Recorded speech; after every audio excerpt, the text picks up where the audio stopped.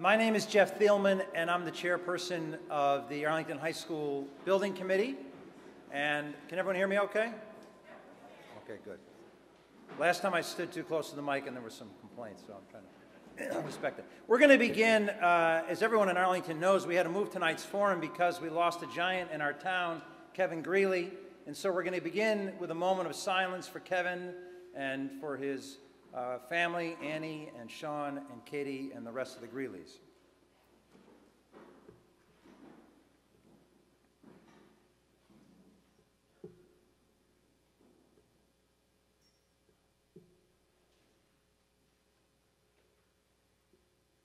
Thank you very much. So tonight we're going to give you an update on the project. We're going to give you an update on the design. We're going to open it up to questions from both our architects as well as members of the building committee.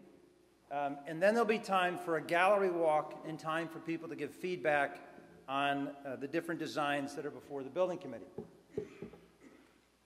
I want to just a lot of you have been at our meetings before and a lot of you have followed this process before, so I'm going to take you through a brief slideshow just to give you an update on, to put things into context.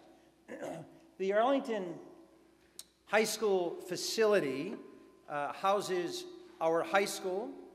It houses a preschool, which we're required to provide to citizens in the town, children in the town by law. It houses the Lab Collaborative, a special education collaborative. It has community education in the high school, and it also houses several town offices. So it meets many needs in the community of Arlington. If you look at the history of the building, the first part of the building is built in 1914. Additions were made to the building in 1938, then 1961, 1960, 1961, 1964, and 1980. And so over time, over 100 years, more than 100 years, the town has added on to the building to create a challenging layout for optimal teaching and learning, especially in the 21st century. The facility has a number of significant issues. As most of you in town know, the New England Association of Schools and Colleges, better known as NEASC, rated our school as a great school in the 2013 report that it did, but it's put the high school on warning because of its facilities. At that point in time, we began the process to partner with the Commonwealth of Massachusetts to build a new school. I'm going to call up some members of the faculty, and I'm going to walk through some slides to let them talk about the high school now and the experience they're having as members of the faculty inside the high school. So Shannon and Kent, come on up. Oh, you're right behind me. Oh, you guys are good. Okay. Shoot. Actually, I thought I was going to talk about what I'm looking forward to in the new building, so that's what I was told, so that's actually what I'm going to do. And I'm going to start with some basics, climate and logistics. And one of the big detriments of our current building is there's no air conditioning and it gets really hot in the early and late school days. And I'm in one of those rooms that it's hotter inside when it's 90s and humid outside, and I'm literally wiping the sweat off my chin before it comes onto the floor. And my students are like hanging on, having a hard time focusing and learning when the days are like that. So having air-conditioned rooms is going to make a big difference for us. And then logistically, actually, you can see the old picture, how we have so many courtyards and the building's all broken up. And one of the things that I'm really excited about in this particular building design option that we decided to go with is there's a really strong central spine. When you first walk into the building, you get an instant sense of what the building is going to be like. That, you walk in, you can see the learning commons up above, you can tell the cafeteria is going to come down below, the performing arts spaces are to your left, the gym is also farther back but to your left, and the academic wing's on the right. And what we have right now is such a maze. If you've ever gone in for different events in our school, I know at parent night, they give parents 7 minutes for passing time, and parents still show up late to my, my presentations for parent night. And so it's not just going to be, less travel time for parents, but also for students. That right now the building is really hard to get from one end to the other. And I'll have kids walk in 3 minutes late and ask them where they were, and they say, oh, I had foreign language up in the 5th floor in the opposite corner. And that's a legitimate reason for being late to my class. So less travel time will mean more time in productive pursuits. Also, I teach in the Downs House, and the classroom sizes in the Downs House do not meet current standards. So when I try to do things like have stations in my classroom where there's different activities in different parts of the room for kids to rotate through, it's really logistically difficult to pull that off. Recently, I was trying to do differentiated instruction, whereas kids were finishing reviewing for a quiz and test, and I was helping them, that they would then form groups as they were finishing to play a probability-based game. And again, logistically, that was a difficult thing, to have enough separation for the louder game, kids playing the games, and the kids who I'm helping, more quietly prepare for a test. And another nice feature of the new layout is the academic wings are concentrated. There's 2 main academic wings, and there's teacher planning spaces on each of the floors. In the STEAM wing, there's going to be a variety of teachers.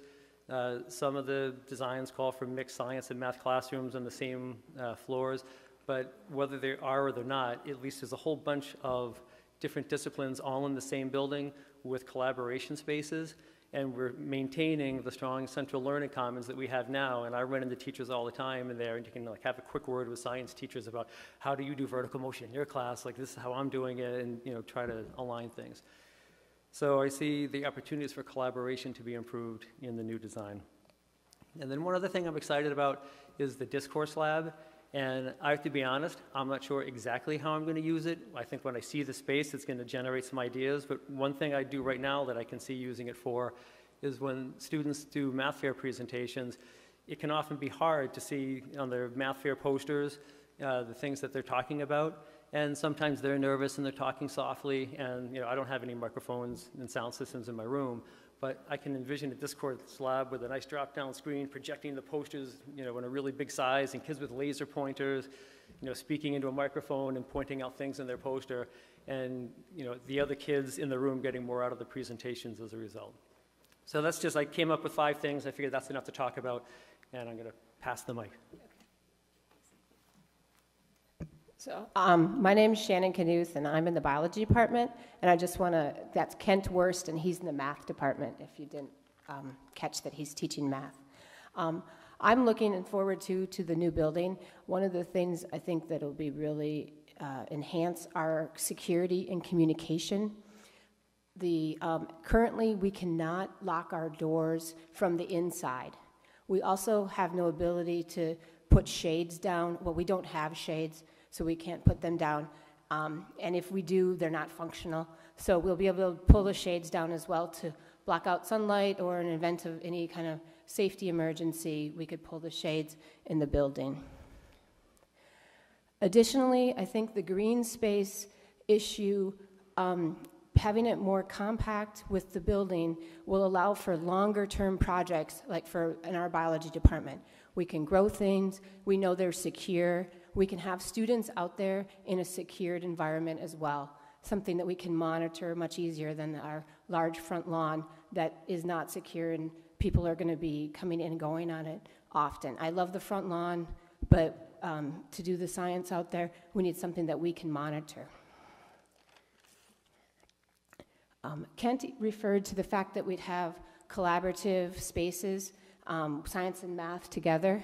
One of the things that we look forward to is that the sciences will be organized by discipline, so that we'll have a better ability to collaborate with each other.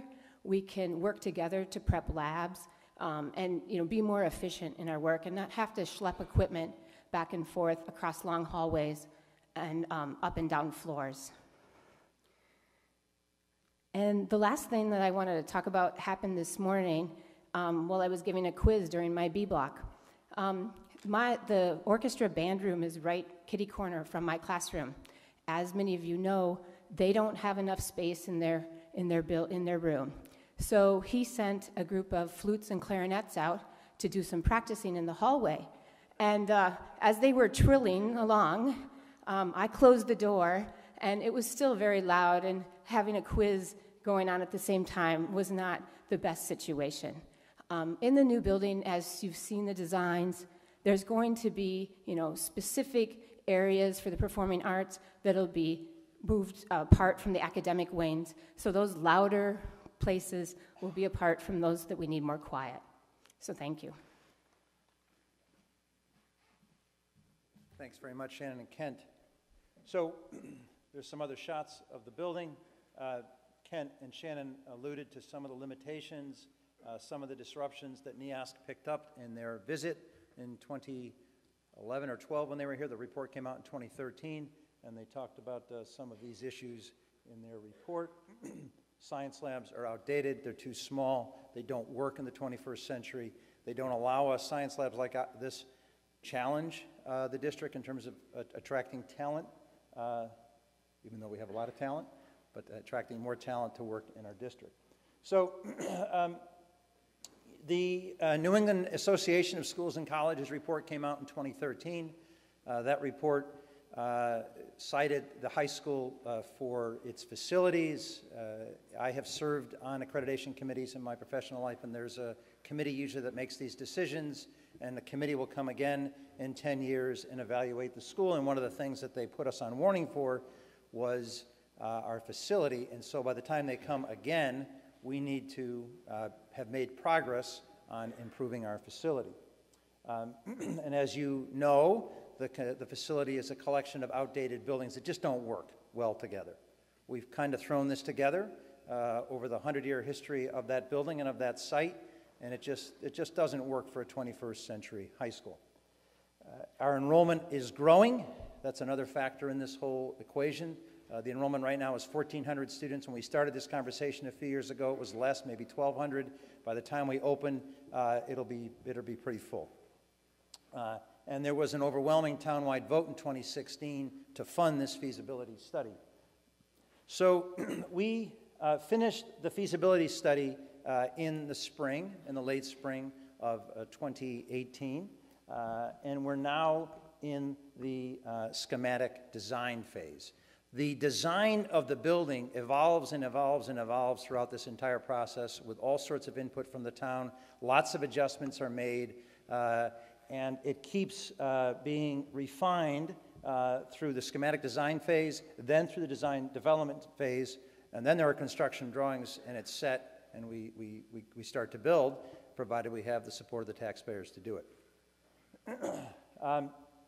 The basis for the building, the basis for what we're trying to create here is the educational vision. And this educational vision was developed by Dr. Janger and his staff.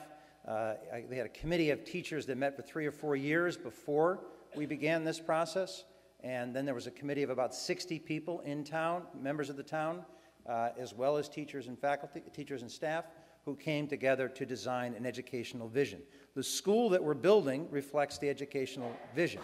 And every decision that we make about the building, where to locate it, what it looks like, how to construct it, is based on this vision. Some of the important points of the vision: it needs to be welcoming, accessible, and easy to navigate. That came up loud and clear in every conversation we've ever had with any faculty member there and student. Easy to navigate and accessible. Important that the space supports the social emotional health of our students. As you know, there's many studies now that show that students feel more pressure than students did when many of us were in high school. It came out loud and clear in the educational vision. This is something the faculty and the staff expressed and have expressed over several years now, that they wanted a large central learning commons, which our generation calls a library, that allows research and collaborative group work. So group work is a much different thing and much newer thing in schools than it was when a lot of us were in school. Hands-on STEM and STEAM experiences are important, and we wanted to make sure the space could accommodate project-based and personalized learning. Important, obviously, to have up-to-date technology throughout the entire school. Outstanding art and music. Arlington is known throughout the state for its outstanding art and music, and we want to continue that and enhance it and support it. We wanted to make sure that there was opportunities for interdisciplinary courses. You listened to Kent and Shannon talk a little bit about the chances for teachers to collaborate because of the new design of the building. We wanted to have different spaces for students to gather, including display space, breakout space, performance space, and it needed to be flexible and sustainable. We reached a decision. We went through a long process that started when the building committee got assembled in late 2016, and that culminated in a vote in June of 2018. We took a straw vote at one meeting. We did ranked voting on the night of the vote, and then we took a final vote by MSBA rules to pick option 3A, which is an all-new school placed partially on the front of the building with about an 80-foot setback. We are committed to this new design. We think a new school, a new building, is the best way to achieve the educational plan, the educational vision. We think it's best for the long-term interest of our students and our staff. The program is strongly, the design we picked is strongly aligned with our educational program. It's less expensive than retaining the original buildings and doing an addition. A renovation addition was about $25 million more. That was a factor in the vote of some members of the committee. The construction time for the option that we picked is faster. In one of the options, renovating and doing an addition, we would lose 2 years of the auditorium and 2 years of the gym, and the construction time would be longer, which would delay the time that students could be in a new school. In the model that we picked, and I'll explain this in a minute, the building takes place on the front of the building. We're able to move students into the swing space, and students don't lose any academic time. We don't have to move students off campus. We don't have to spend time on modulars. The new school offered us the highest possibility to get to net zero sustainability, which we'll explain in a minute. There are costs to renovation and lots of unknowns in renovation that we decided it was best to avoid. And there is, as Shannon and Kent pointed out, more accessible access to the green space. So the idea of the green space in a school, a high school or any school really, but especially a high school, is that you want that green space to be accessible to students and to staff, and you want the faculty and the staff managing the experiences of students on that green space. You want them using it for education, and you want it used for teaching and learning in an organized fashion that's consistent with the 21st century design. So we're in the schematic design phase, and we will be in this phase for the next several months. Then we submit the schematic design to the state, the MSBA, in the spring, and then the town will be taking a vote. The site, the facade, the interior design are being designed now. We've had several meetings. The building committee's met 35 times, I guess, since we started. We've had, I think, our 6th forum, and we are going to continue to get input from people in the town on both the interior, the exterior, and the site. The timeline. So the goal is to finalize the schematic design by February. And that'll mean the building committee selecting by a vote the exterior design, finalizing the site plan, selecting materials, and we'll select a concept, an exterior concept, at the meeting on December 4th, the upcoming meeting on December 4th. We'll be creating a more precise budget and scope. We have an estimated budget right now. A lot more work has to be done until that is finalized and until it is much more precise. We'll submit the schematic design to the MSBA in early February. The MSBA, for those of you who don't know, is the Massachusetts School Building Authority. We're partnering with the MSBA in order to get somewhere between $90 and $100 million of funding to support this project. So the purpose of the MSBA partnership is to get technical advice and to get somewhere between $90 and $100 million so that we can do this project in a more affordable way. The goal is to have a debt exclusion vote in June, preceded by a vote of town meeting. The target is a net zero building, which over the life of the building, we hope will reduce our operating costs and our carbon footprint, and sustainability and energy use has to be baked into or placed into the design. We were selected for an Accelerate Performance program, which is designed to have a low energy usage, and we will be provided with free technical support to achieve the outcomes of that design. So the construction timeline, if there is a favorable vote in June by the taxpayers of Arlington, the next phase, starting in July of 2019 through June of 2020, that school year, we'll be doing design development. We'll be planning out the project. The design will go through further refinement. There'll be further refinement of the timeline for the project and the phasing of the project. But right now, the phasing looks like this. In July of 2020, July 1st, 2020, or thereabouts, right after the school year ends, we'll begin construction while the existing school remains intact.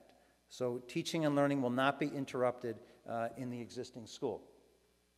We'll begin construction of the performing arts and the STEAM wings. And then after 18 months, in January of 2022, if all goes according to schedule, students will move in to the 2 wings on the front lawn.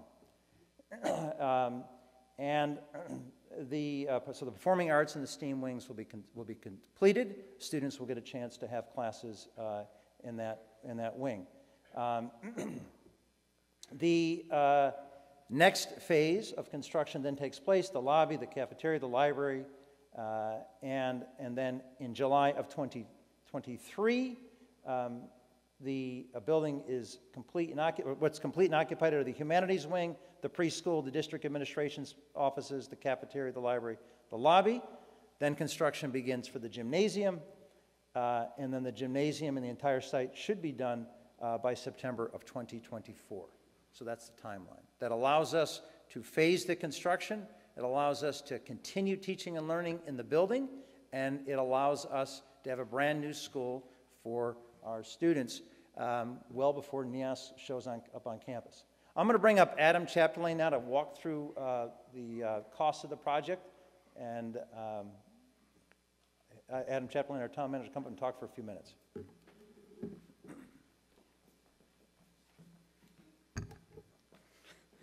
Good evening, everybody. Thank you, Jeff. So very briefly, the number that's been discussed quite publicly by the committee and in the community that we're currently working at or working on for the project is $308 million. There's also been a lot of talk in the community that there are a number of things housed at Arlington High School that are unique to Arlington High School and aren't necessarily housed in high schools in other communities in the state. So of that $308 million, about $70 million are unique to Arlington High School. There's unique special education functions, there's administrative functions, there's some town administrative functions that are currently housed in the high school and are part of this cost estimate. And we're working through all of these matters. Some really are core to the educational plan, and I think the committee will work hard to keep as part of the project.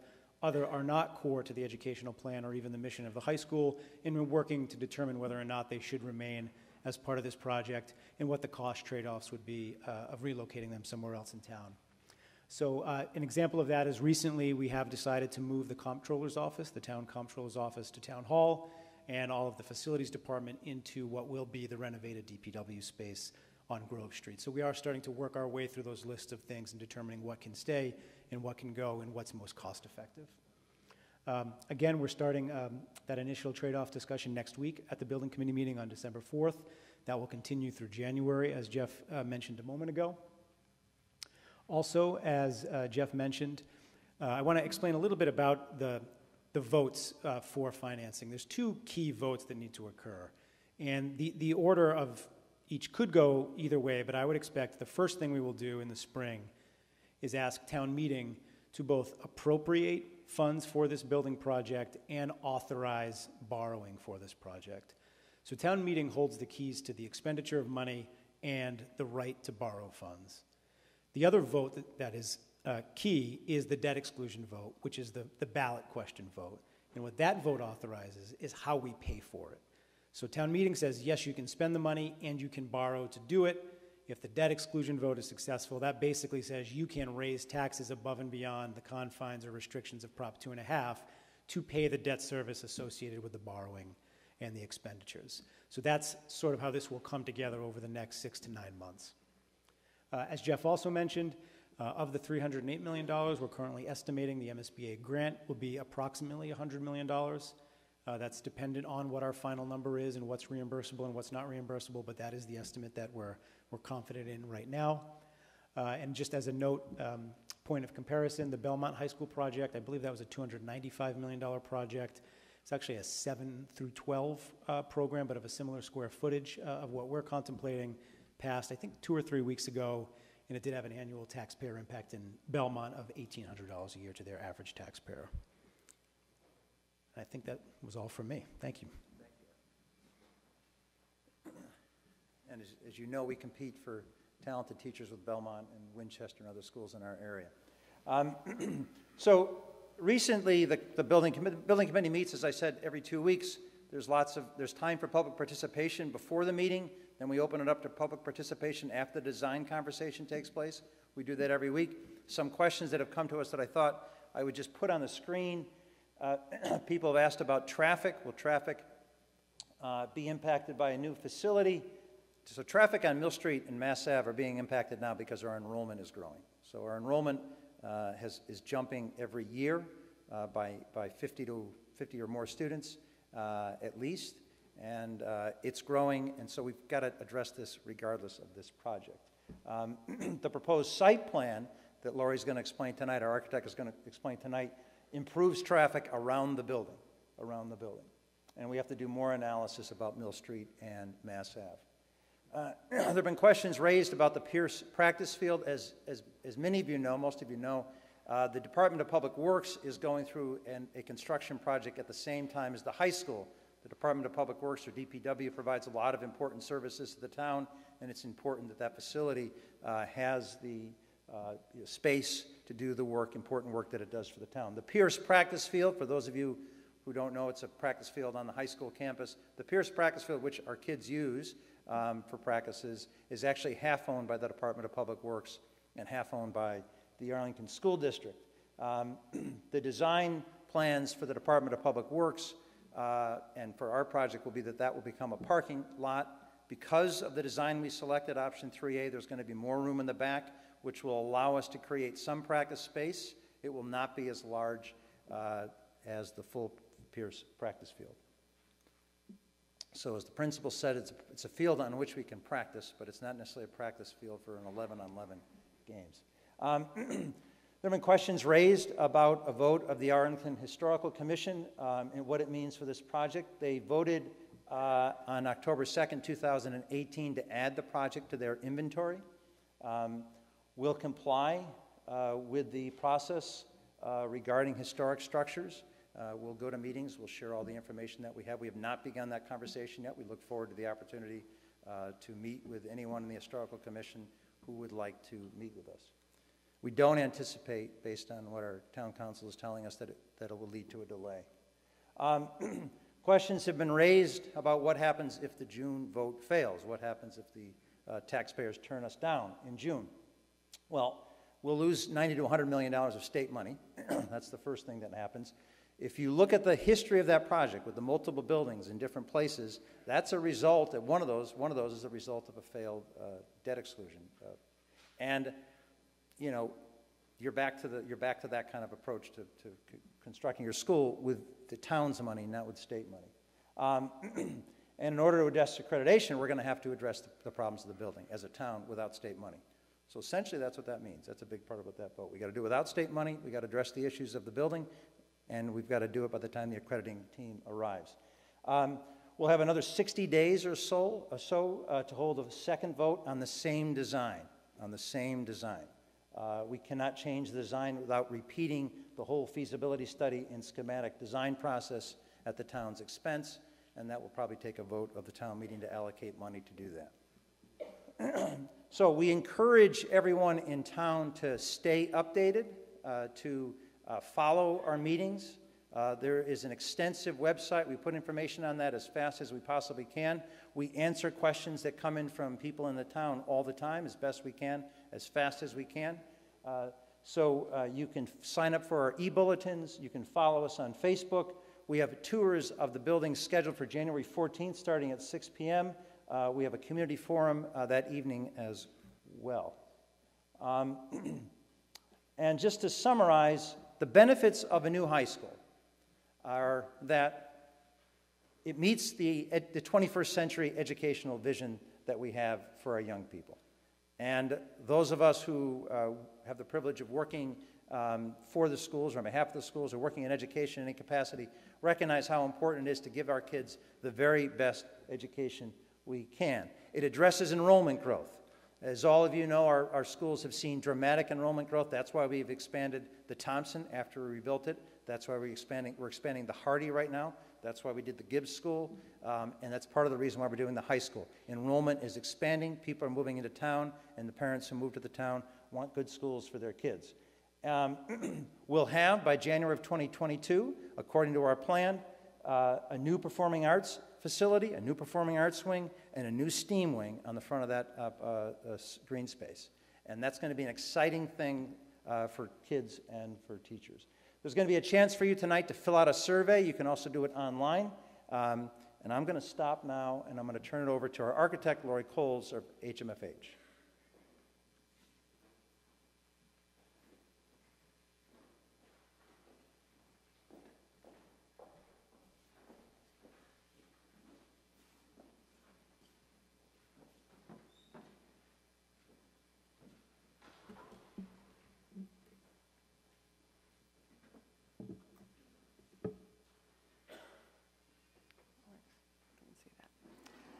Good evening. It's great to see everybody here, all up there as well. It's a terrific group. So I have a lot to cover. I think the goal is that I get through all of this and then we can get to question and answers, which I'm sure there's plenty of questions from everybody. We're going to start with looking at where we are currently with the site development. And this is sort of a step-by-step. I'm going to sort of click through and add the pieces and parts to the campus as we go. So this is our existing configuration. See if, no, that's not any better. With the proposed building footprint, we are not impacting and not changing the current stadium, so that stays in place. We are looking at providing a continuous two-way drive around the site. So one thing that maybe is helpful for people who have experienced driving around the school site now is if you can see my cursor where I'm circling right there, that's currently the red gym. So you currently have to come down and turn and then go around and turn, and that's that blind curve. It's not going to be there anymore. We're not recreating the sort of circuitous and semi-dangerous, if you've done it. I think you're not supposed to do it, and that's probably why it's dangerous, but I'm guilty of having passed through there more than once. And as Jeff has indicated, we are looking at the lower portion of Pierce, what's currently Pierce Field, to expand parking. We also have parking just off of Millbrook, which is similar to where it is now, and then another portion of parking here. This current layout is actually driven by, I don't know, this isn't a cursor, right? There's not another one. Is this another one? I can try this one, but I don't know how it works.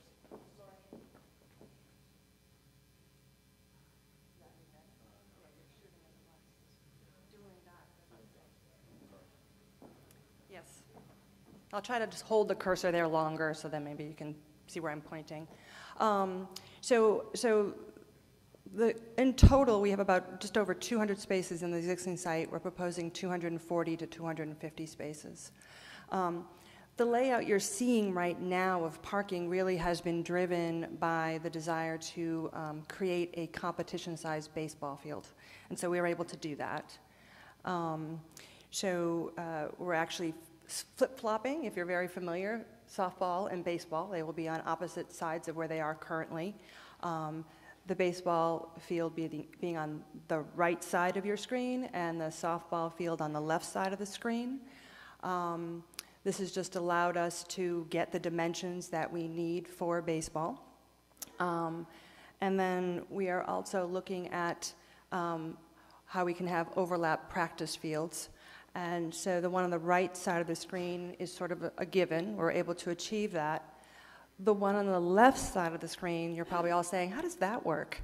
And so I'm not going to overly get into this topic because it's a little bit beyond our scope. There's a lot of talk about a parking structure. So if this community in the future, beyond the project that we're talking about today, decides to put a parking structure, we were asked to say, well, what would that mean for the green space and the fields? And so that's all this is showing. That sort of says, if in fact we put a parking structure, let's just say over off of Millbrook, possibly, if that were to happen, then this could go back to being green space. So again, it's a if-then, and the reason why I'm saying sort of definitively it's not part of this project is the Mass State School Building Authority will not allow it to be part of this project. But that doesn't mean we can't plan ahead and think about what might be possible for the community. The next slide, I'm going to have a blow up here, but I think there's been a lot of conversation about the green space, and one of the descriptors that we like to think about as we're looking at this design and this concept is instead of a green space being in front of the school is actually within the green space. And so the school and the teaching and the learning can happen with green all around it, which is very appealing. So I do have a sort of a blow up of that, which is helpful. But the idea is that we have different zones and different possible activities that will happen in those zones. So along the front green, it will still remain more of a passive green space. The darker green trees that you're seeing are the existing mature trees that will remain.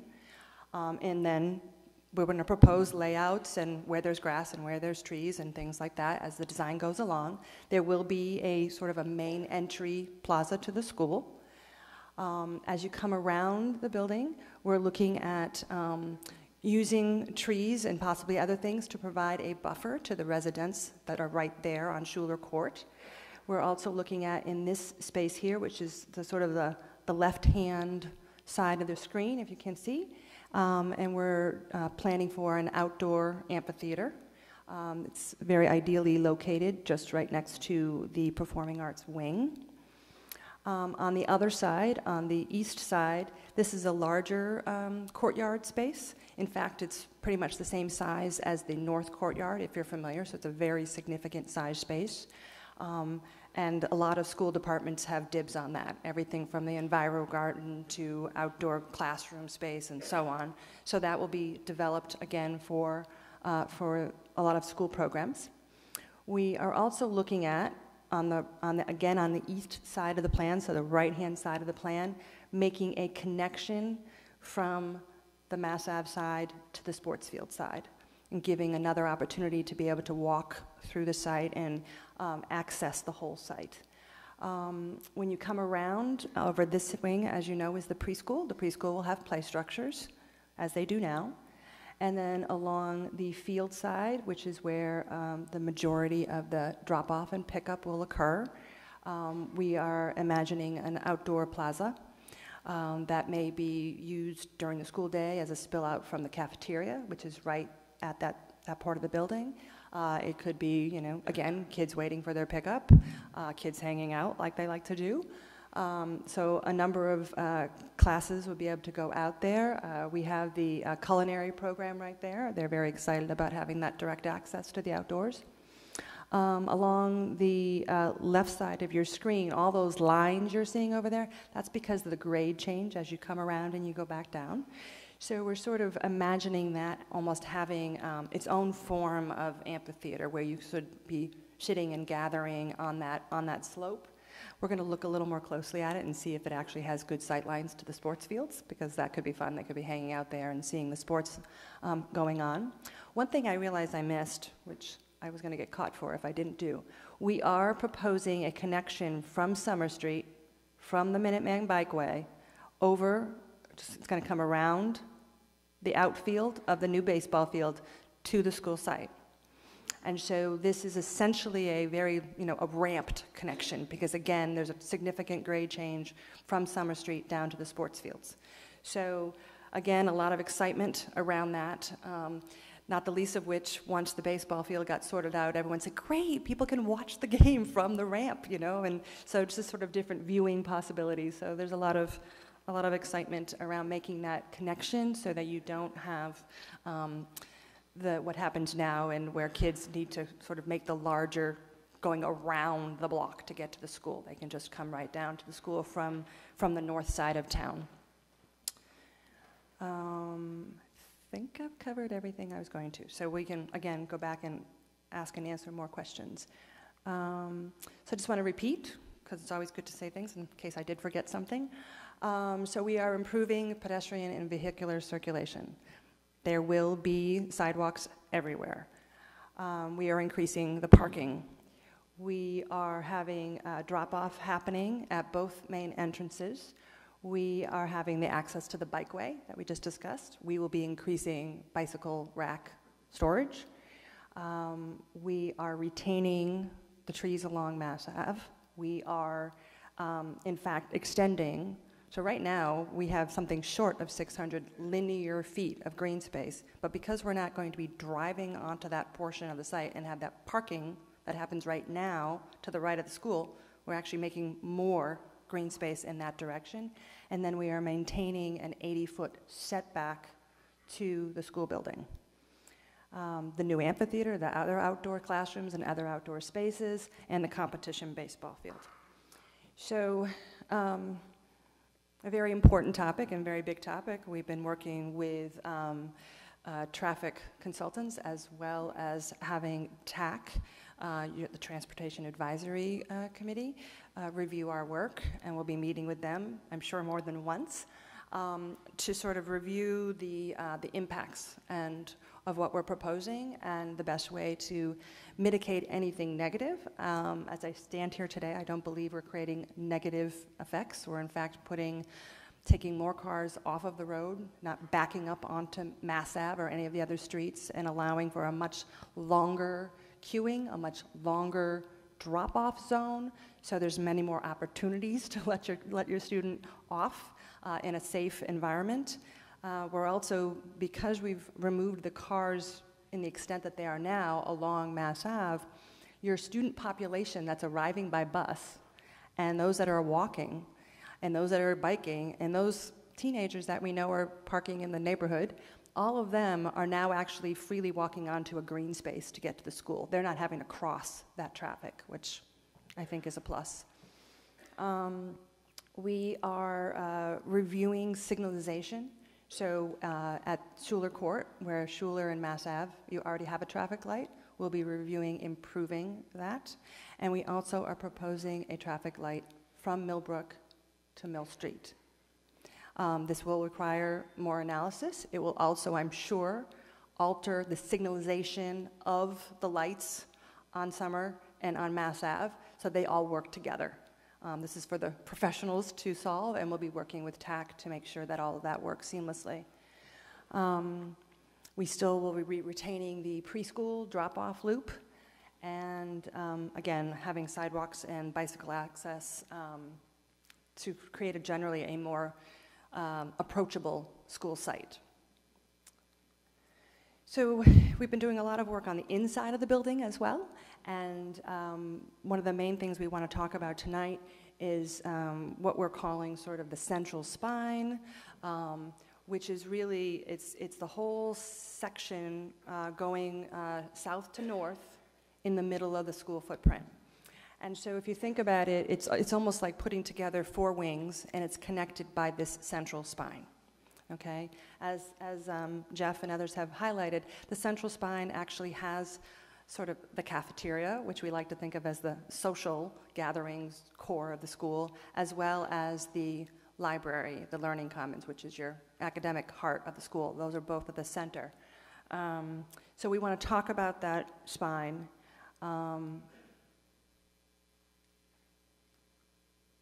Something was missing from that, but your clicker. Anything? There's something missing, and I'm not sure where it is, but we're just going to go with what I have. So along the spine are going to be a lot of important programmatic spaces and easy to get to spaces, not only for the school, but also for the community. I think Kent did a good job describing what we're imagining. So when you sort of walk in the building, you initially, understand There's something above you, that's the library. There's something happening on the floor below you, that's the cafeteria, and where these spaces are. So this is, for short, this is called the D-Lab, but it's the Debate and Discourse Lab. It's unique to the school, it's unique program space. And really the idea behind it is that it's not strictly speaking a lecture hall in the traditional sense. Instead, it's more of a three-sided lecture hall. So you have that interaction between, like I'm looking at you, you're able to look across. And so the students will have more of a chance for, again, what's referred to as debate and discourse. D-Lab for short. You will be hearing that term over the years. And then we have the potential to take that main central spine. It's going to be your gathering hub for when there's performances or when there's something happening in the gymnasium. And so it really becomes sort of the spill-out lobby for both of those venues. So at intermission, you can come out. We're planning on having a little small, what's referred to as a life skills cafe, which would be supported by the special ed students. They would be operating the Life Skills Cafe. And so the Life Skills Cafe will be everything from giving you some coffee, you can buy some tchotchke, your hats and your pencils, or the tickets. So it's a little mini concession stand, and that's happening right on this main floor. And also, as you can see there, we're imagining it's also where the art will be able to have its own gallery space for both three-dimensional and two-dimensional work. So in the spine, I'm going to talk a little bit more about this, but one of the ideas we have is reuse of the stone elements, which is the front of Fusco. And if you're not familiar with the name, Fusco is the building on the left-hand side of the existing structure. And taking the archways and the pilasters and the stonework and incorporating them into this central spine. In this case, it just happens to be that it's right at the drama classroom. So it would make for a very dramatic entrance to the performing arts space there. We would be using the actual. It's actually in really good shape. It's actually really, considering its age too, a lot of times when we want to do that stonework is actually completely weathered, acid rain and all of that, but it seems in really good shape, so that would be our goal. It wouldn't be worth it to try to recreate it because it wouldn't be the same. I don't know why this slide is gapping. Hold that thought.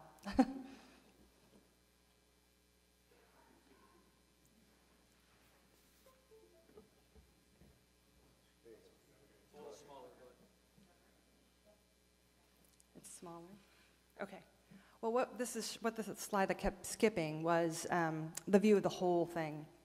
And so this is if you just imagine cutting a slice through the middle of the building, through that central spine, and just looking at half of it. And so on the left-hand side of the page would be the Mass Ave, and on the right-hand side of the page would be towards the fields. And again, you're all familiar with the grade change. So this is reflective of that you have the first floor, technically coming off of the field side, is where the cafeteria is. And you would go up one level, and you would be at the Mass Ave side and the main entrance there. And when you go up from that, you will be at the Library Learning Commons. So that's what this section is for.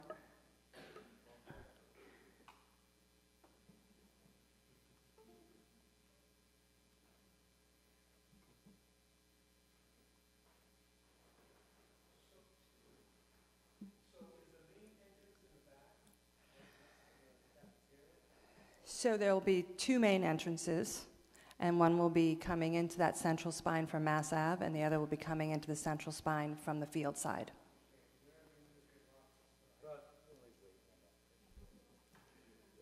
Both locations, but we'll get to that. I was told that we were, yeah. Okay, so we skipped ahead. So this is actually, we call this is just the name we call it a forum stair. But the idea behind this is that this is sort of the monumental stair that's making the connection from the cafeteria to the main entrance. And so what you're seeing on the left-hand side of that is what you would think of as a traditional flight of stairs. And then the other side becomes more of a tiered seating, hangout. They can eat their lunch there. They can get together there. And, one of the things that, Matthew and Bill, your principals and assistant principal will tell you over and over again, what's glorious about the concept of this space is you can see them no matter where they are. You know, there isn't these tucked away corners that we have right now. So kids have a level of autonomy. I could choose to sit there and hang out there, but there's always adult eyes on you. So it's a nice sort of mix of giving that autonomy and giving the variety of spaces, but still being able to keep an eye on things.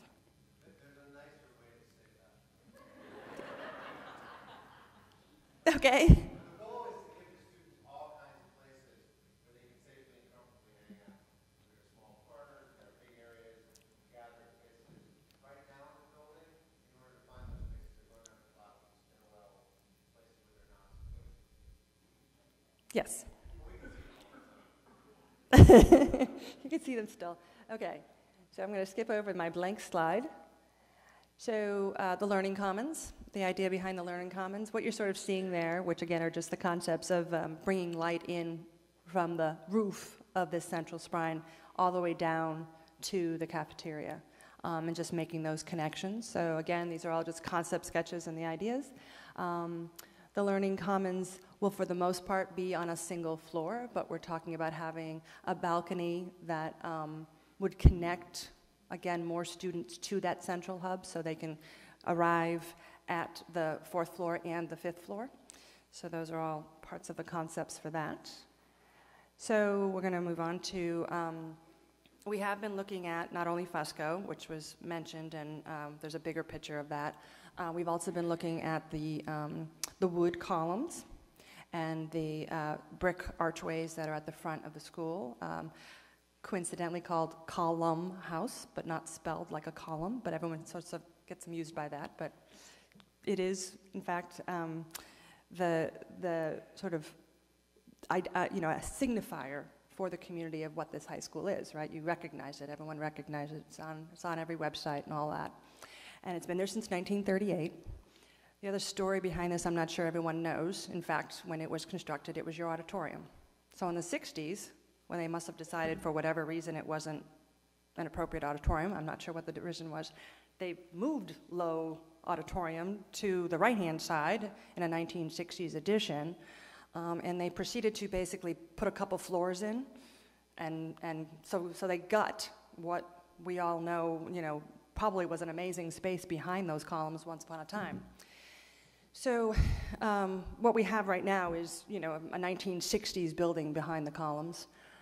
So we've been looking at the different ways that the columns could be reused or reinterpreted. And there is a good question that's out there is whether or not the wood columns themselves would be what you would reuse or if you would recreate copies. So we'd love to say that we could use the wood columns. So they would need to be refurbished and they would need to be maintained because wood in the outdoors, they need to be maintained and painted. So the proposal would look at both cost-effective wise to find out what's the best way to reuse them. This is one scenario of reusing them. And so when we were looking at the overall site plan, the amphitheater was on the left-hand side of the school building. So the idea here that you would basically come through the archways to enter the amphitheater. You would also be able to get to the amphitheater from the inside of the school too, of course, but the idea that you would make that connection and have that sort of as the backdrop to performances, we would imagine using the physical structure of this and actually putting the lighting and the things to illuminate the stage that's here. Again, I don't know how much you can and can't see of this when I point, but oops. The idea here, that this space here at the lowest level would be a stage that you would see either musical performances or theatrical performances or any number of things. You could also imagine movie night here and so on. Let loose, the teachers come up with 12 things they'll use it for in the first 2 seconds the school's open. But it's a very interesting way to reuse it in kind. It's exact proportions and size and everything that you have now. It still has a prominent exterior position. A second scenario we looked at was actually using it on the interior of the building. I think I could say in some confidence, if it was on the interior, then we would likely keep it as the wood, because it'll be protected because it's indoors. This idea is that it actually becomes your proscenium at your auditorium.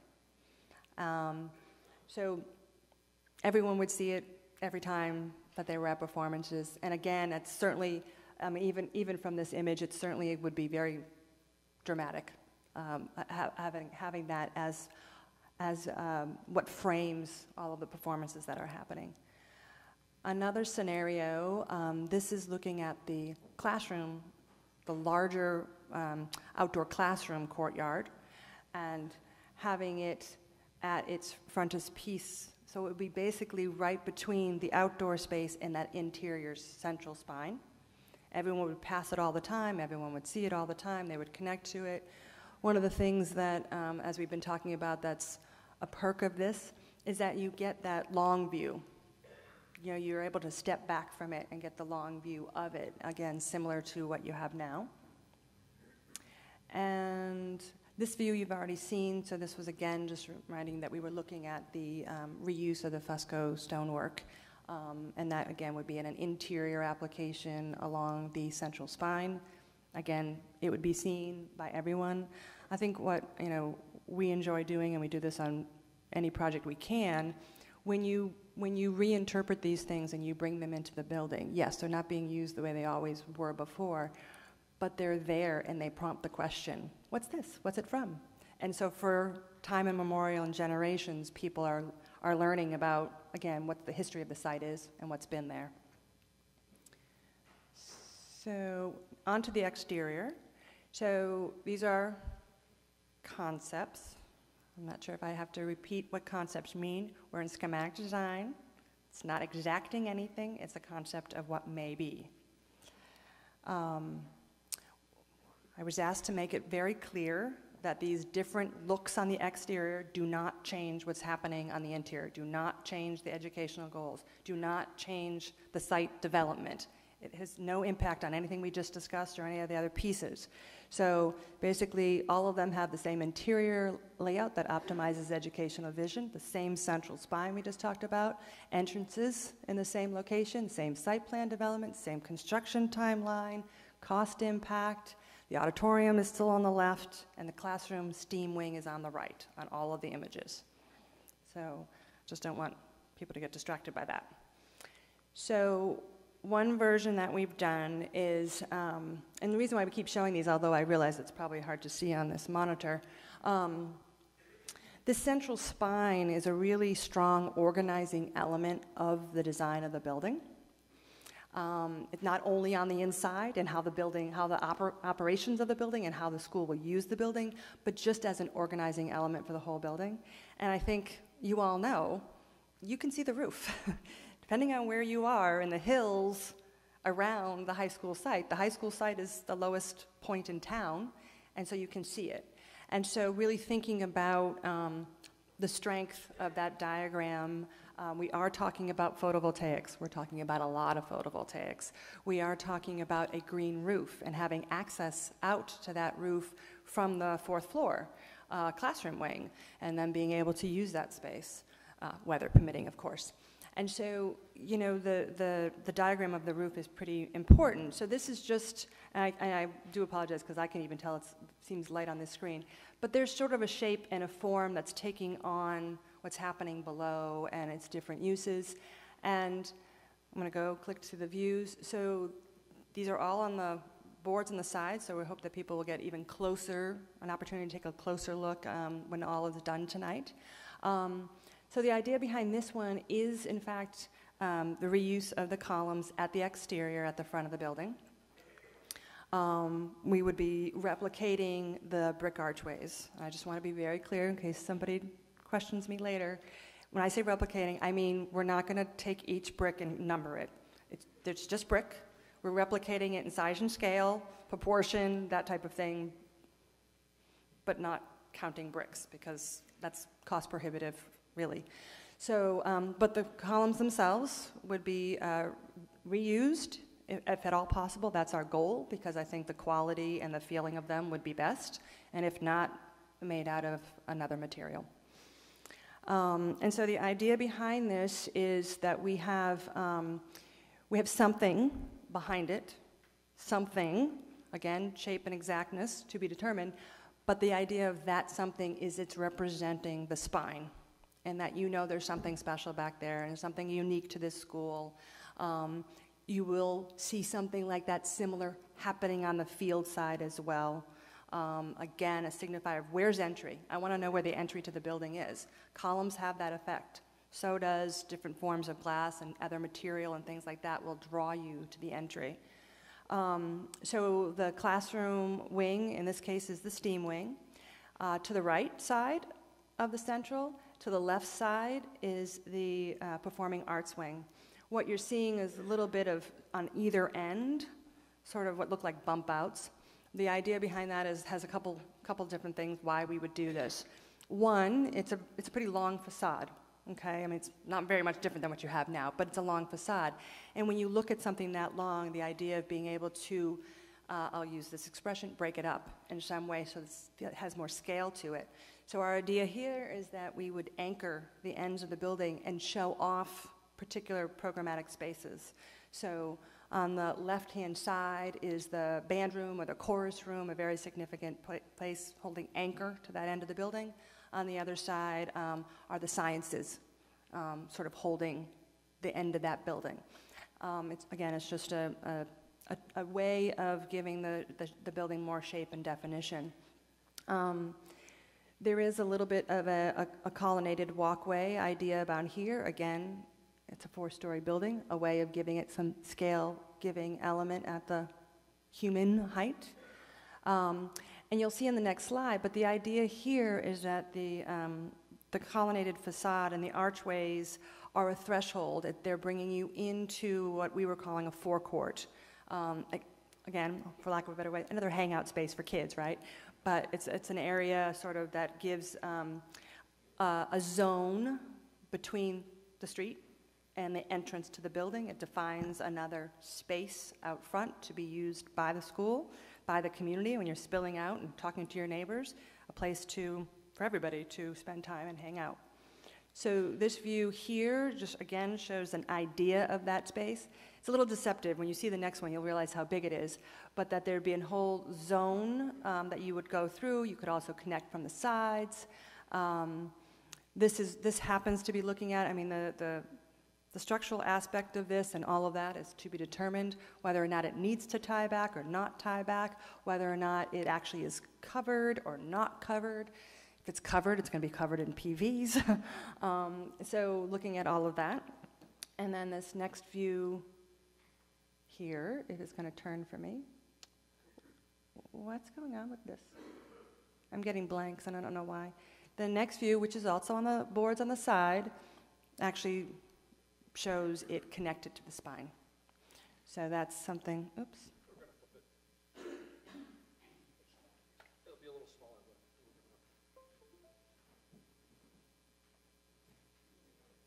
Yeah. A little smaller, sorry, but again, it's on the boards right to the side of the room here. So the idea that you're creating an outdoor gathering space, it is part of the plaza, it is part of the entry sequence to the building. And in this case, as in all cases, the D lab, or the debate and discourse lab, is located sort of in a prominent position, anchoring that central spine and sort of having the uniqueness of the program space is being showcased. The next one. Oh, sorry. No, go ahead.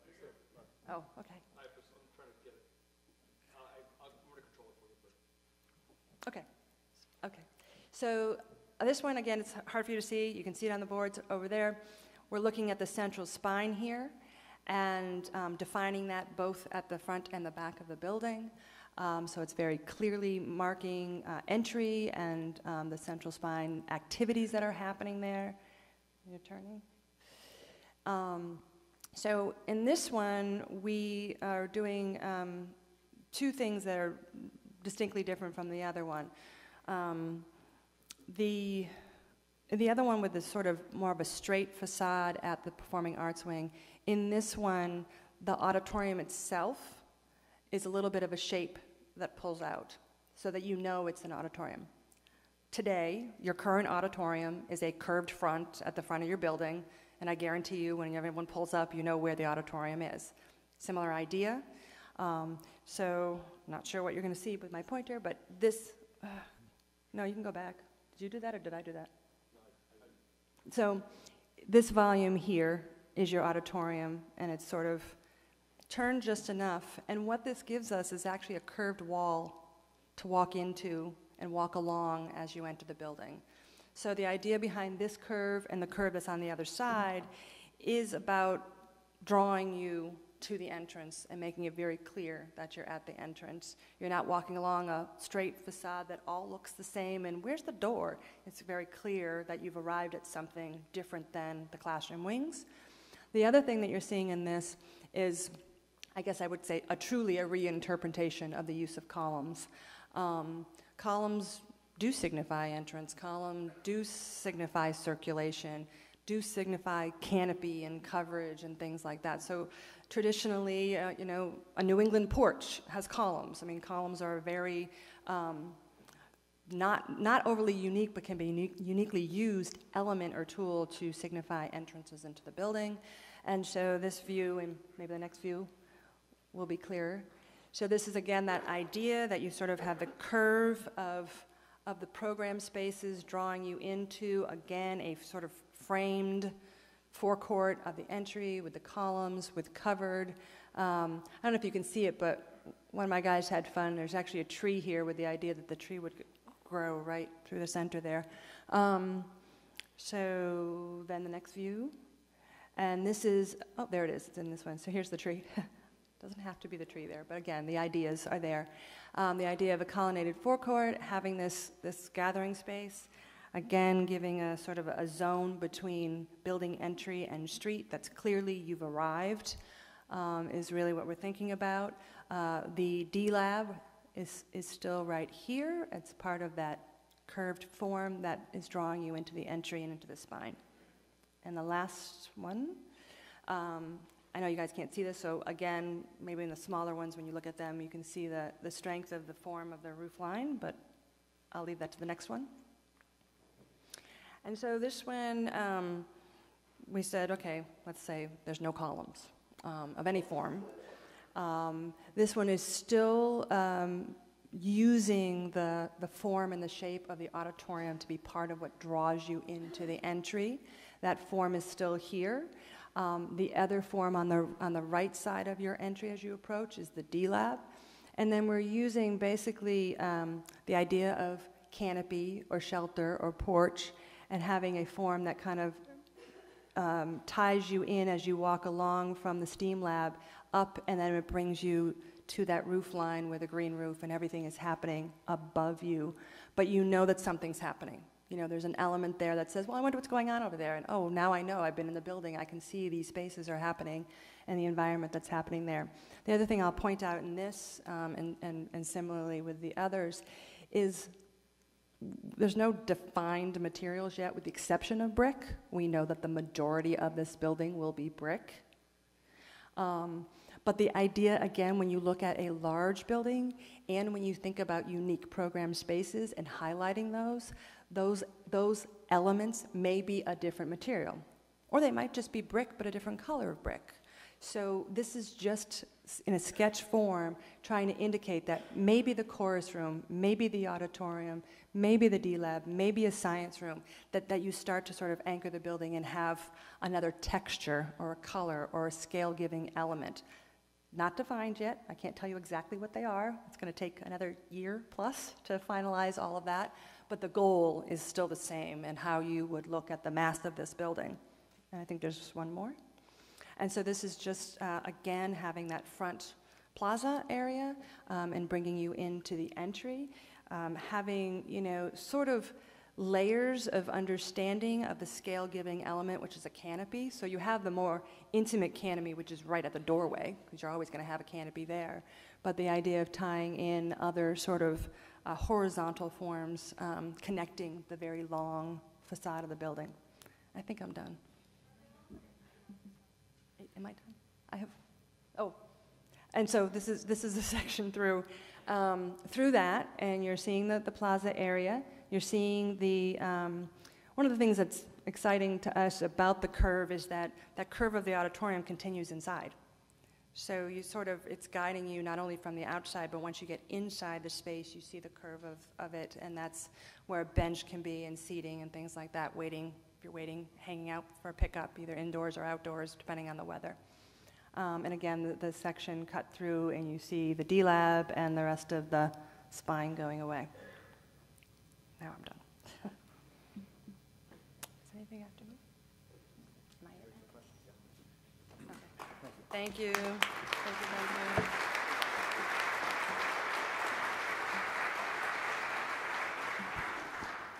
So the next part of the forum is a chance for people to ask questions. And then after the questions, there'll be a gallery walk. There are surveys on yellow sheets on people's chairs. You can complete those surveys, and you can also do it online. The online survey will be open until, when's it going to be open until? Sunday at 8 p.m. Sunday at 8 p.m. So at this point in the meeting, we're going to alternate, time for questions. We ask people you get one question. So if you have a question, you can raise your hand. And then there are microphones that people are going to pass around. Lori will, it depends on the question. Yeah, go ahead, sir.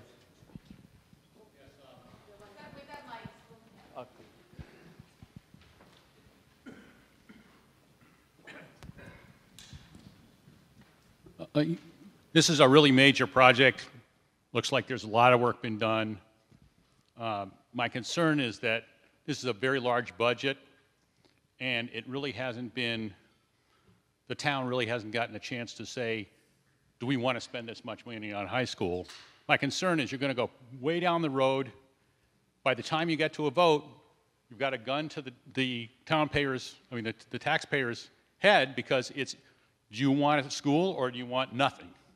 And I wonder if it wouldn't be a good idea to take the temperature of the town sooner rather than later, so that there's some chance for a plan B in case the town doesn't want to spend this kind of money on a high school.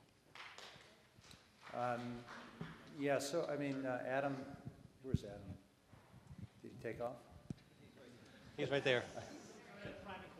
Oh, so I guess the question is, will we be able to do a vote prior to June to get a sense of the town's position on the high school?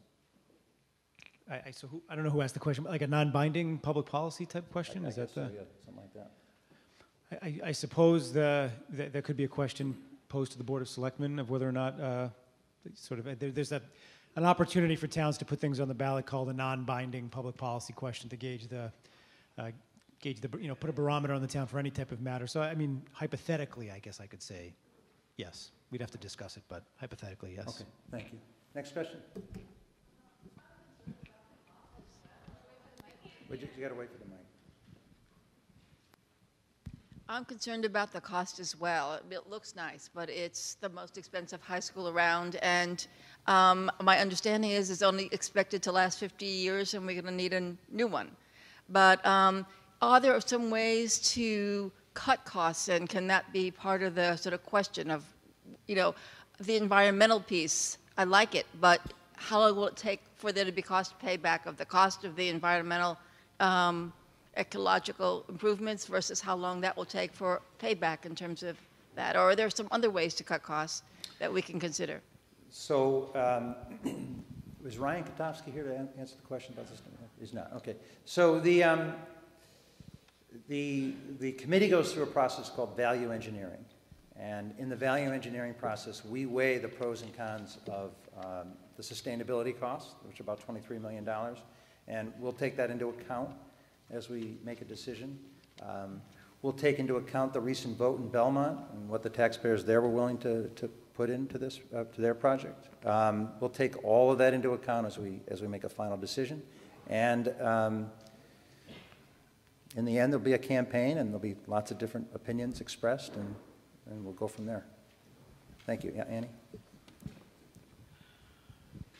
So I'd like to ask some questions about the design. Could we go look at the first design? Can we throw that slide up? Yeah, A.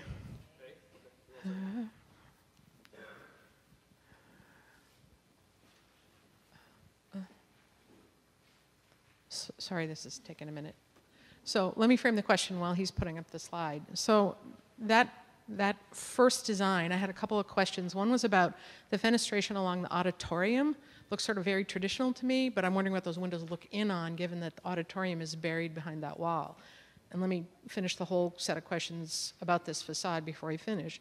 And then the other question I have is, if we're going to have the columns out front, is there some reason we're not just making them do what they must have done when Column House was there originally, which was be the front to this big open space, as opposed to sort of plopping them in front of what looks like a big glass wall?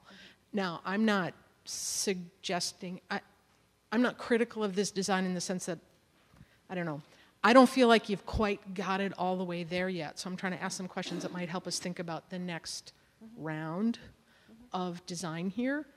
I think we're trying to get closer to a sort of classic New England architecture without losing any of the interior design. I think of myself, who thinks of herself as loving a colonial house, but wanting a ranch house interior. Does that make sense? Sure. Yeah, which is hard to get. Yes, it's.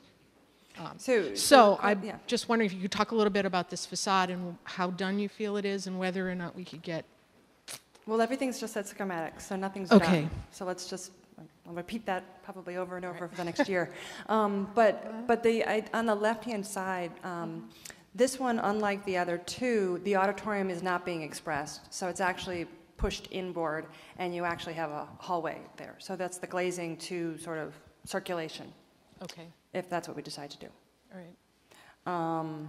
And so in terms of, where those columns are, one of the things that we struggle against, and we're looking at it, is height in relationship to everything else, and lining up, which it actually doesn't really line up to anything right now, actually, in the school, with the exception of the front doors, but I don't want to perpetuate that into the future. Yeah. So it's some of that sort of is part of the thinking of how it really, does it really tie in, or is it just stuck there? I mean, that's just it. So we're sort of like, if it's just stuck there and it doesn't really relate to anything, then do you do something with it so it has its own distinction? So those are the things that we're weighing. So, but to your point, we're not done, so. Yeah, so my thought about that would be, if we stick to the literal design that's in front of the building right now, as opposed to redoing it to fit the building you've built, that's when you have that tacked-on problem. And I'm wondering whether you couldn't just take that layout, change its dimensions, and make it the front of the building. So just the thought, and I'm the layout of the columns and change the dimension? I'm trying to make sure what Yes. I know. I'm just, that's my question. Thank you. Someone's gonna, yeah. Yeah. Who's the mic? Who's Greg, next? Christiana, you had your hand up? Greg. Great, thank you for the detailed presentations. I think it clarified a lot. So I have a question related to like the green space and the pathways around the building, especially as far as like cars and like traffic flow and students having to cross that. Because it seems like there's been a lot of attention to detail here, which I really appreciate, about kind of giving back elements to the students, right? Like the Fusco columns bring it into the building.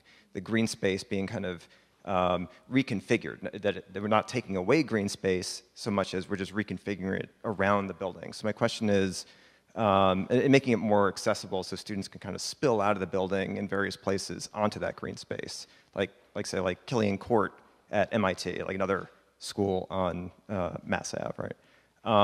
So my question is, in all these designs, is it the case that in the new front green would be strictly like pedestrian space, that there is no traffic or cars flowing through, like the way that we have now with where drop-off is and like the parking? That's consistent across all these designs? Correct. Okay. Correct. Great. Yes. Thank you. Yep. Pat, Warden, you want to go? Just a brief comment before I ask my question. On the finances, we renovated and did a huge addition on Robbins Library for $6.7 million, $12 million in today's money, and that's a big difference from $308 million. It would need a bigger addition to add to FUSCO if we did renovation. But my questions would pertain to exercise with the children. All my adult life, I have worked with students or advocated for them. Not one of these three designs would be good for our children. They all involve removal of rear field space and basketball court, replaced by very expensive, brand new, non-school town offices, DPW parking, and an intrusive roadway. This is possible only because the building committee decided to construct the White Elephant Mall on the front lawn. By refusing the option of historic building renovation plus addition in the rear of the school, the building committee and town management are instead taking some of the land in the rear away from our high school students and planning to pay for this over the soccer field and so on. I think they're even taking a sliver of the baseball diamond. This is a travesty, and no educator should support this plan. The excuse is that phasing will be best, which is not correct. The plan is an unconscionable land grab. Simply put, these plans are cruel. Yes, cruel for our high school students. For goodness sake, as one who worked for years in public health, this is an important health issue. Children need to be able to exercise. The building committee has no right to remove any of our limited opportunities for physical activity. Those fields are also important to the many community members who use them at weekends. Just the very presence of grass and trees is widely acknowledged to contribute to the well-being of children. But the current construction plan just wipes off the map the cherished front lawn and historic buildings. The slivers of green space the building committee has substituted on the north side will be muddy, dark areas most of the year. The Arlington High School Building Commission needs to realize the people of Arlington want to fund a great 21st century high school for our children, but not to relinquish resources or hurt the children. Okay, thank you very much. So just to state the fact, the renovation addition you described was $333 million. We decided not to go with that option, but we appreciate those who support it. Next question. I'm going to go in the back. Go ahead. Yep.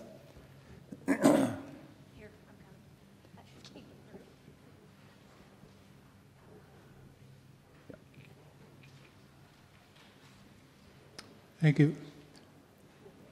Down on Grove Street, where I live, we did over the tennis courts down there to the tune of about $500,000. When we knew that the construction was going to be digging up the old courts, an idea came up, why don't we put in cables, conduits, or whatever, and for the first time possibly have lighting for people to play nighttime. It's been a hit since it's been happening. People are down there 7 nights a week. My question is, no matter what part of the school that you're working on, is there something that could be done section by section or whatever to possibly prepare maybe for the use of solar or wind to benefit the use of the school? Maybe put in conduits, put in access or whatever. You may never use it, but if it does come down to that it's a good idea to investigate solar or investigate wind to benefit the high school, it would be a problem to turn around and say, well, I got to dig out this, we got to knock out this is going to cost you a heck of a lot more money. I'm going to let Laurie answer that. So at this time, we are planning for geothermal, and we are planning for, as you say, solar. I keep saying PV, I'm sorry, I'm not being clear. Photovoltaics, which is the solar. So we are planning for that, and we are planning for geothermal wells. And the other sort of, just because you mentioned going underground, so it makes me think of it, we're also planning on running the conduit for future electric charging. You know, we might start out with X number, but the ability to expand on future charging, car charging in the parking lots. So those are just some of the things. The building committee actually has a sustainability subcommittee I think they've met almost as much as the building committee in the last few months. So there's a lot of work that we're doing, looking at the different components to bring the building as near to net zero as we can. Yeah, go ahead, sir.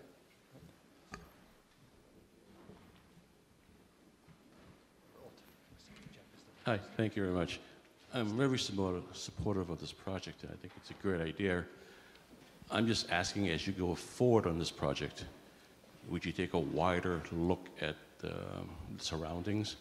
Right now, all I've seen is renderings of the building itself, but I'd like to see maybe a little more view of how you perceive this building as you're going down Mass Ave, coming from Cambridge, coming from Lexington, and see how this could influence the future growth of this, how Mass Ave develops along the side there.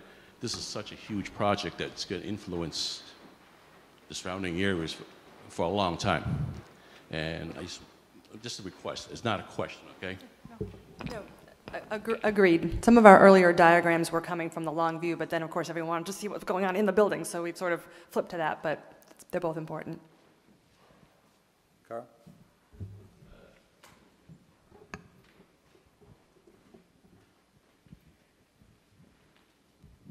Thank you. Before I ask my question, I was just wondering if I could see a show of hands of how many people in the audience that's well attended here, looks full, are here because they're concerned about the loss of the existing buildings, facades, the traffic loop, or the open space in the existing lawn. Thank you. I'm concerned about that too. And I wanted to point out, before I ask my question, that the building committee, working with the architects, decided on June 26th to go with the current plan. And all three options, A, B, C, are all the same option to take the existing lawn and to remove the existing facades and buildings and to cause the traffic mess. They decided on June 26th to do that, and by July 10th, I think it was, that plan became immutable, and we were with HMFH, no changes for other architects. So no taxation with representation is not something I normally think about, but we're asked to pay for the largest expenditure in Arlington's history ever, and probably the largest and most expensive general public school in Massachusetts history. I think that the fact that there were 2 weeks in the summer with no public input and feedback is really disturbing. And I think that this process should continue into a better project than this one. I mean, I think we need to look at better options than what this architect and this building committee have done. That said, we're about to enter, after this evening closes, into a survey. I believe there will be the three options that you've seen. Again, they're all basically different flavors of the same thing that is not a compromise from the perspective I've described. But I would like to ask the survey makers and the building committee, how should people that don't want to support any of these three external options make our wishes known to the taxpayers and the town? Thank you. There's room for open comments in the survey, correct? Yep. So there's room for open comments in the survey, and as I said earlier, the design that you favor is $25 million more. The committee took that into account. We appreciate people who wanted to spend that additional money on the historic buildings. We recognize that an additional $25 million for some people was money they felt would be well spent. We didn't agree. So that's where we came out, okay? Next question, go ahead. Yep, back in the back. I'm very excited about this project and what it means for Arlington's future, and I was just hoping to hear a little bit more about how the new building will improve things for individuals with disabilities, accessibility to the building. Thank you.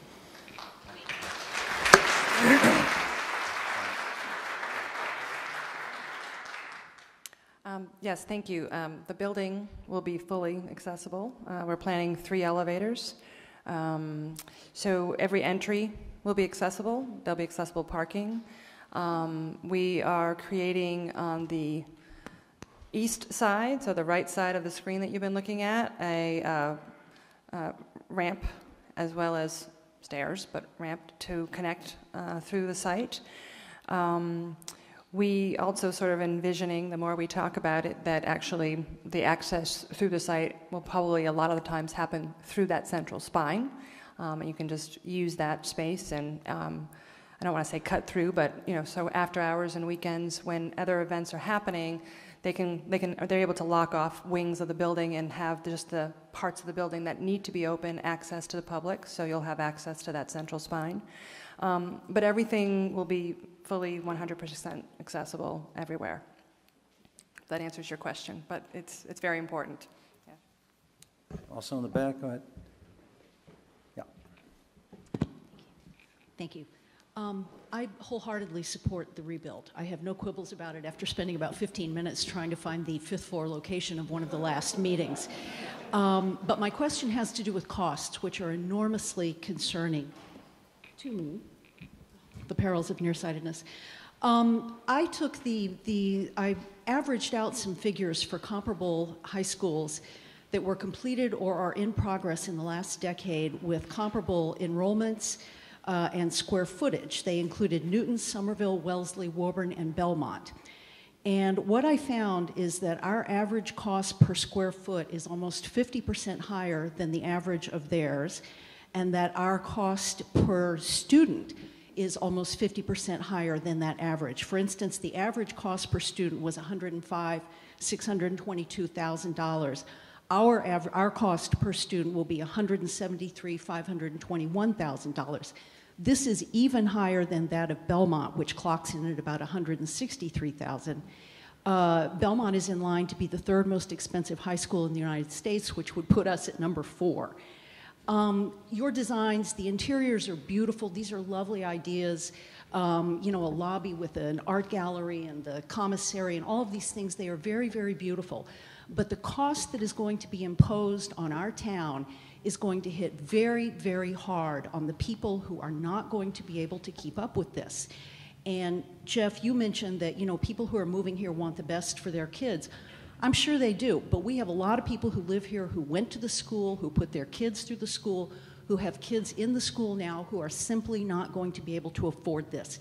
And given that the RFP stipulated a $150 million maximum, we're now at $308 million estimate, with groundbreaking at least 18 months away. It would not surprise me if we were approaching $500 million by the time the high school was completed. And I think to get to a yes vote, the budget question must be addressed. Thank you. So it's not going to be $500 million, but there'll be plenty of time over the course of this to explain all of the costs. So a couple things are important to understand. First of all, the actual debt exclusion costs don't hit the taxpayers until the project actually starts. So there's a delay when this actually hits us. Secondly, the projects you're describing, which we have studied, were built years ago. We're building in 2020 to 2024, so it's a different period. Secondly, once we set the design, it's not going to go higher than $308 million. So, I don't know, Adam, do you want to add anything that I haven't added to kind of just, Just a few points that Jeff made, I'll just flesh out a little more. One, the $308 million figure is actually already escalated with inflation for when we believe construction will start, so we're already accounting for the fact that construction won't start for several years and will take several years in terms of what those impacts would be. Comparing us to other high school projects is something that we've been working on. Just from what I heard you say, I'm not sure that you inflated those other projects with inflation from when they started up till now for an apples-to-apples comparison, but that's something we're working on and plan on sharing with the public. And finally, as Jeff just mentioned, once the MSBA votes what the project cap is, that is how much the project will be. The project has to be done for what that budget amount is. So there will come a time where there is a cap put in place and the expenditures can't go any higher than that. Okay, thank you. Okay. Yeah, and there's another thing to take into account is that this building is unique because there's $70 million of unique expenses to the town of Arlington. Yeah, go ahead in the back. Hi, I haven't heard much discussion yet about the impact on the students who will be in the high school from 2024, my daughter included, freshman 2020, graduating 2024. Could you explain what's happening with the swing space and what the impact you expect on their learning experience will be? Do you want to take that? Yeah. You better be at the mic. So I have a freshman too. So Matt Janger is the principal of the high school. So, yeah, I actually have a student in that freshman class as well, so I've done a lot of thinking about it from a personal point of view.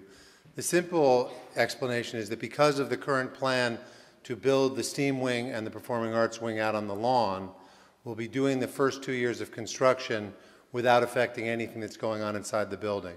We'll swing some offices to the back, we'll change an entrance, but the students will be in the current places where they are. After the first 2 years of construction, we'll be able to move students into the new Performing Arts wing and into the new STEAM wing. So the class of 2024, because those students are here now, they probably will get to do their spring musical in the Performing Arts Center. That'll be the benefit for them. But in terms of actual movement, they'll be in the building that we have now with construction going on in the front lawn. One of the things I think that if you look at the phasing plan, it means that with the exception of the fax teachers, it appears that no other teacher will really have to move more than once. And there will not be a need for swing space outside the building we already have.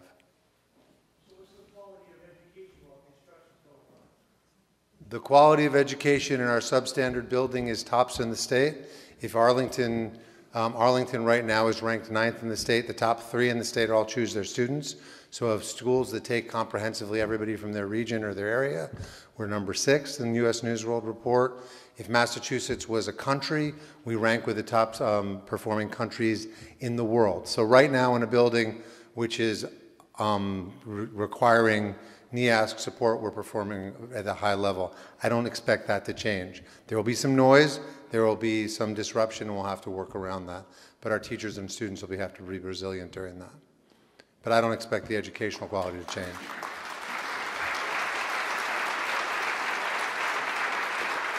Yes, go ahead.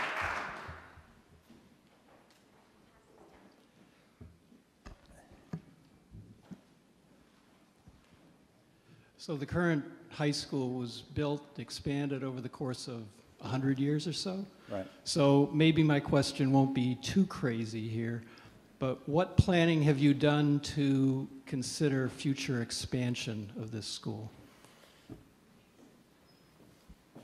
No, that's a very good question. So we have identified that we can expand out the STEAM wing, all 4 floors, so you can have more sciences and more classrooms at that wing. And we've identified that we could expand out over the preschool wing, extend those classrooms and expand there. So even just the stack, that's 12 classrooms that we would be able to get if we expanded off the STEAM wing. So that would be one step, and then they'd have the other step to do as well. So, you know, our thinking is we want to build this as large as we can, and so the current design includes district administration. We could reach a point in the future where we might move the district administration out and put classrooms there. Yeah, go ahead. Microphone. Yeah, the young woman.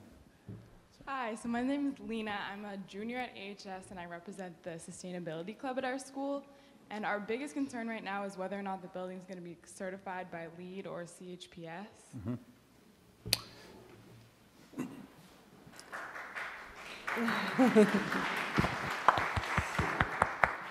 And some of your fellow comrades have been joining us on the sustainability committee that we have. Yes, we are already registered with LEED, and that will be what the program that we will continue with. Yeah. Go ahead. Yeah. Hi there, how are you? I'm a graduate of Arlington High School, and I also teach at a local high school, Lexington. And one thing that I actually appreciate about Arlington High School is its safety in terms of students go in the building, and for the most part, besides the front door, the doors aren't open. Is that correct? From the outside? Okay, that's your belief. Well, that's our goal. So, okay, so I come from a high school where 160 doors are open, and I don't like it as a teacher. And so when I see this open space and these green spaces all around, I'm just curious how you're going to maintain the safety of the students, and especially on that front lawn. I went to the high school. I never went on the front lawn when I was in high school. So, I mean, I don't know who's using the front lawn. So in terms of during the school day, the goal is that the two courtyards, the one identified as an amphitheater and the other that identified as outdoor classroom, we will have, they'll be fenced at the ends with gates. So the principals and the administration have the same thoughts and concerns you have. I'm familiar with Lexington. It was designed as open campus, literally, even in New England. So, but the idea that they have those spaces that they can spill out to and easily get back and forth. You're bringing up one of the drivers of us understanding that we can make better green space that can be used. So the front green, as it stands now and as it is proposed, if kids go out there, they have to go out with a teacher. I mean, it's for a particular reason.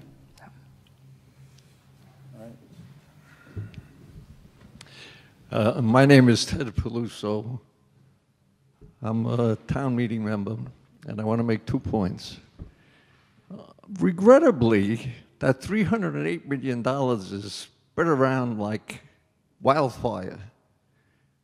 That sounds like a lot of money, but when you get into the details that I have with some of the committee members, you find out it is not what you think it is.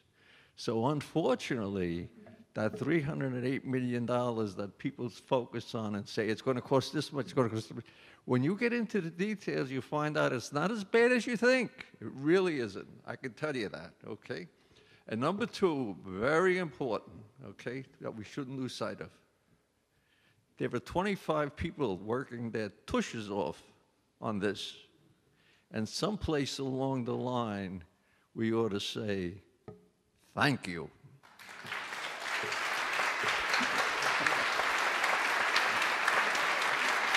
Thank you, Ted.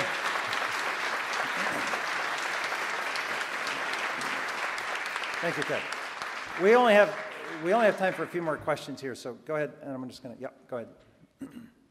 I too will say thank you for all of the hard work, which I appreciate from the building committee. I have a question. You've described a high school that's surrounded by a green space or embedded in a green space.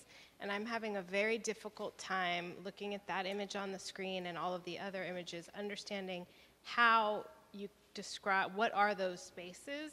I understand we're in schematic design, but could you even just go back to a plan that we could, or image that we could look at to understand where there is space between the street and the building and how people are going to circulate all the way around the building? This is a particularly sensitive topic for me as my children go to Thompson Elementary School, where it's impossible to circulate around the building. So I find it important that we get involved in this topic specifically early on. Okay, give us a second to get that slide.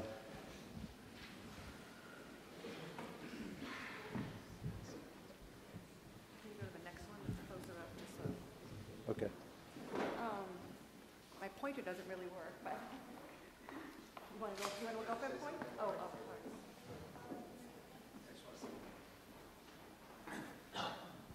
I think realistically, one thing to remember is where we are and where the building is located.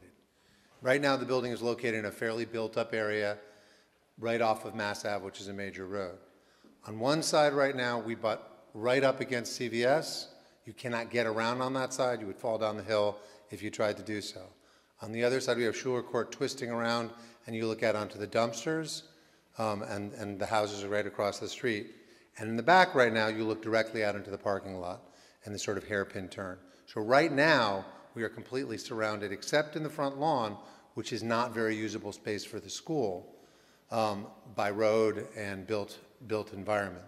So right now, and right in front of the school right now, we have a road. And so the only space that the students can use at that screen space is the lawn where you have to walk out to with teachers. So in that context, think about what Lori is going to say now.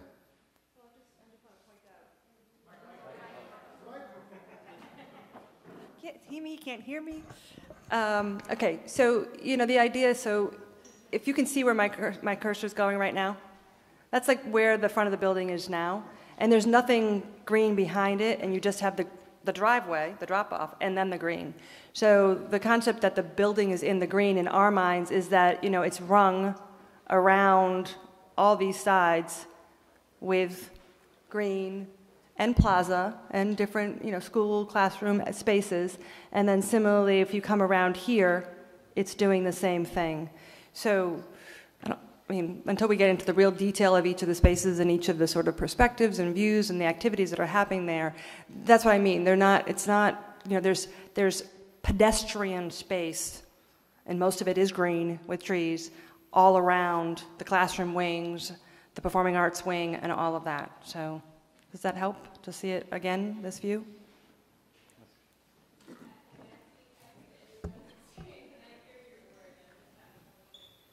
Yeah. It's a lot of, it's pretty significant space. It really is a lot of space. Okay. We were supposed to end this at 8:30, a lot of time for the learning walk, the gallery walk. Go ahead, Aram, did you have a question? Go ahead, and then I will have one after that. Go ahead. Aram Holman, 12 Whittemore Street. I'm a graduate of Newton North High School, which only about 8 years ago was replaced for what should have been $150 million and ended up costing $200 million and costing the mayor of Newton his job. So I would like to know why, to compare the two, after only 8 years, probably a bit more until you start construction, you're proposing to spend at least 50% more on a building which is designed for roughly 300 fewer students than is Newton North, but in a space that is almost as large, despite the fact that Arlington High School, unlike Newton North, lacks the expensive vocational facilities that Newton North has, because our students, for vocational stuff, will go to Minuteman. Why it will not, even though it does not have a swimming pool, which Newton North has, which this will not, and why we are incorporating $70 million worth of town offices when that's the total cost of the combined cost of renovating 7 elementary schools as we did, plus the Gibbs School. All right. So And when that clocks in at about $742 per square foot, which is the construction industry's basic measurement of cost, when there are many schools in the pipeline clocking in at $500 to $550 per square foot. I'd like to know why we are at least 50% more than any of those. What is so special about Arlington? So we'll probably do an analysis of Newton North. Newton North has a culinary program just like we do, so it's not a full vocational program. That's not accurate. The $70 million that you referred to, Aram, some of those $70 million are things that we need in the town. A preschool is mandated by law. The lab space is mandated by law. The district administration has to be someplace. So these are $70 million of costs that have to be absorbed someplace. By putting those $70 million in this project, some of those costs, especially if they're related to special education like the preschool and the lab space, are reimbursable by the state, defraying our costs. So that's about all that I'm going to give you right now, but the Newton North comparison, what you said is not accurate. Okay, last question, go ahead. No, not you. I heard from all the wardens I want to hear from. Go ahead.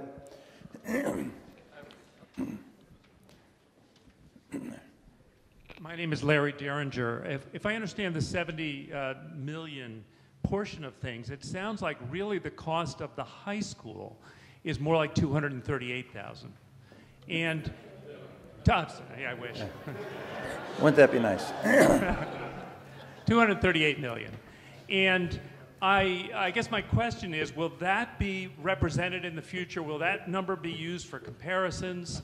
It seems like there's something that is misleading, and it's misleading in a troubling direction, because it really sounds to me like the cost of the high school is $238 million. Adam, do you want to take that? So we have a finance subcommittee of the building committee that's been meeting regularly and reporting back to the building committee. We reported back last week and we'll do again next week.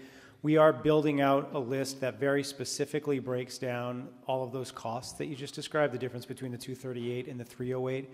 And that is what we're going to use to have those trade-off discussions about what's more cost-effective to keep in this facility and what is not. And then at the end of the day, when there is a project that we're ready to bring forward to the community, be able to communicate it very clearly and saying either yes or no, but like for this example, yes, we're keeping district administration, school district administration in this building.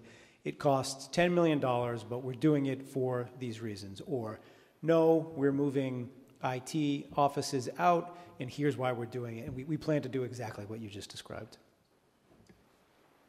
Okay, we're going to close this portion of the meeting. We want to thank everyone for coming. The next building committee meeting is on December 4th. You can walk along the gallery and you can ask any member of the building committee. The superintendent of schools is here. The town manager is available. And the survey, please fill out the survey either online or the paper version that is on your chairs. And Amy's going to say something about the survey. I just wanted to say something quickly about the survey. So there's a yellow piece of paper that you may have picked up when you came in, 2 pages. It's a survey. We'd appreciate you guys have it all fresh in your minds. If you want to complete it here tonight, and then we'll collect it in the back of the auditorium. If you'd rather do it at home, we've given you the URL here and on the handout. You can do it at home. It will be open until Sunday. We need this information to kind of factor into our decisions on the 4th, so we apologize for the short time frame. So spread the word and have your friends and neighbors fill it out as well.